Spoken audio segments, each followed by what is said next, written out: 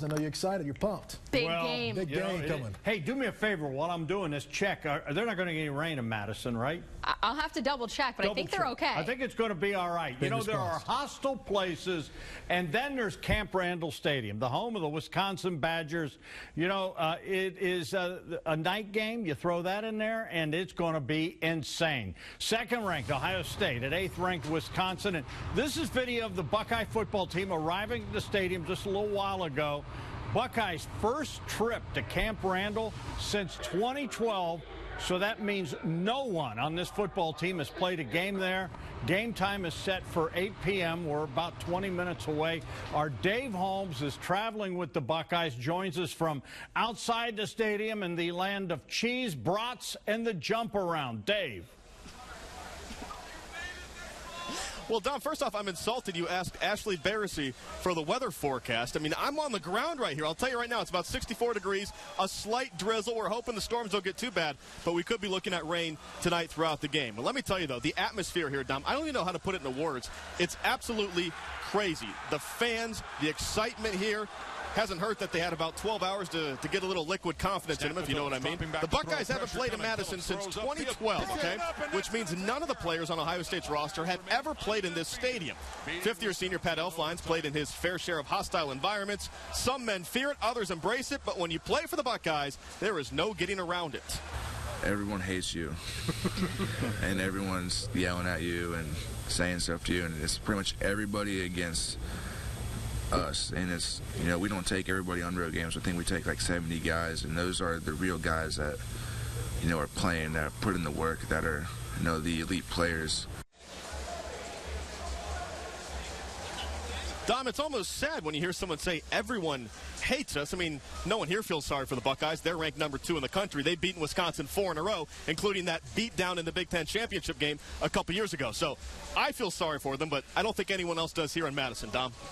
You know, Dave, I'll tell you, it's one of the craziest places, maybe one of the most, maybe the most hostile place I've ever been to. You know, the old saying goes, big-time players play big time in the big games. With that said, I think this game will be on J.T. Barrett's shoulders. He was not happy with how the passing game went last week. They worked really hard in practice this week. But you know what, Dave? I go back to 2014, Big Ten title game. Buckeyes burned the Badgers, passing the football. Do you think that will repeat? And I know you're a meteorologist, my friend, but Ashley just said looks like the showers, the heavy stuff's going to go north, so that favors Ohio State, I would think.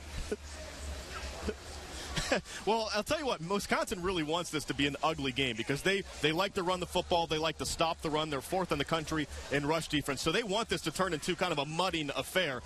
Don, they're going to take shots down the field. You mentioned the Big Ten championship game a couple years ago. We need to remember that was Gary Anderson, former coach here at Wisconsin, so schemes have changed. That was Cardale Jones playing that game, and he had more of the big arm, and Devin Smith over the top that night. So different personnel for sure, different schematics, but I do think the Buckeyes are going to look to take shots. We had a minute to talk to Urban Meyer at the team hotel yesterday, and he told us that J.T. Barrett looked great in practice all week. Now, granted, it's against the scout team, but he said, we're not afraid of the passing game. We have confidence in J.T. Barrett. Let's not freak out, okay? Last week, he only completed those 9 passes. Everyone freaked out.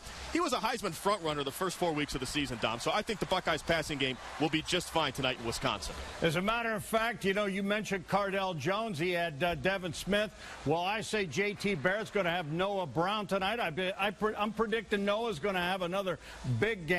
And if it comes down to the running game, you know, Ohio State, no one thought they could run the football in Oklahoma. I think they will be able to run the football tonight. I think the big guys up front, as Coach Coop likes to call them, the hog mollies, they've been blocking great. But give it up to Mike Weber. This kid has gotten better with each week. And I think Mike Weber will not only hit the century mark, but he's going to find the end zone tonight a couple times. Yeah, I'll buy that too, Dom. And I mentioned that Wisconsin's 4th in the nation in rush defense. Okay, sometimes stats can be a little misleading because they haven't faced a team with one running back as good, let alone 2 running backs. You mentioned Mike Weber averaging more than 100 yards a game on the ground. Curtis Samuel too, Dom. And when you have that pounded up the middle guy like Mike Weber, combine him with the edge talent of Curtis Samuel, it's very tough to prepare for that. And Wisconsin doesn't have the personnel. We saw him practice here a few minutes yesterday. They actually kicked us out when they saw the camera. That's neither here nor there. But we saw Wisconsin practice, and they don't have players that can simulate the kind of speed and power they're going to face tonight. So, yes, they're the 8th-ranked team in the country. Yes, they stopped the run very well, but they've not faced a team like this yet. And there's a reason Ohio State has beaten this team 4 times in a row. Urban Meyer has more talent, and he's a better coach in this matchup, too, which is why I like the Buckeyes tonight. You know, on the other side of the ball, too, Dave, you know, Urban's ace has been the defense. Any reason to think that that trend will not continue tonight? And I just got a feeling that Luke Fickell and Greg Schiano are going to be turning the dogs loose and trying to blitz this quarterback, Alex Hornibrook. You know, Michigan got after him, and I think they saw something there they liked, and I think it's going to be a long night for this youngster. Yeah, I would agree with you, actually, because the problem with Wisconsin's offense, I mentioned they like to run the ball. That's a kind way to put it. They're actually very one-dimensional. They don't throw the ball that well. The Buckeyes traditionally feast off one-dimensional teams. And one of the things to look for tonight, Dom, if the Buckeyes can get up early, that forces Wisconsin to throw the ball. And then guys like Malik Hooker and Marshawn Lattimore are just licking their chops in the secondary. Wisconsin's good at running the ball. They are 97th in the nation in passing offense. Okay, this team does not want to throw it, which is why I said they would love for the rain showers to move in and make this an ugly football game. You and I both think the Buckeyes are going to hang 30 or 40 points tonight. The Badgers cannot do that against Ohio State, and I'm telling you, Dom, we didn't see the pick six last time. It could happen tonight. Opportunistic playmaking against a team that's not very good throwing the football. And, you know, you smell probably brats and cheese curds there cooking. Here in Columbus, I'm smelling a pick six, and you mentioned Malik Hooker. I mean, this guy is invisible to quarterbacks. I asked Urban Meyer about it on Game Time with Urban Meyer, and he said it's amazing that quarterbacks aren't seeing him, but his ability to break on the ball. This kid is special.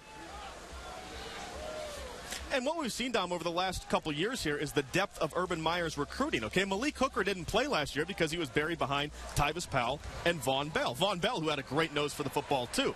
But Malik Hooker, I've heard some people say he's like a more physically talented Ed Reed, which is scary considering that Ed Reed, the former Ravens safety, is on his way to Canton, Ohio here in the not-too-distant future. But you're right, he's almost invisible there. He's a guy who almost quit football because he was buried on the depth chart. His mother said, oh, no, you won't.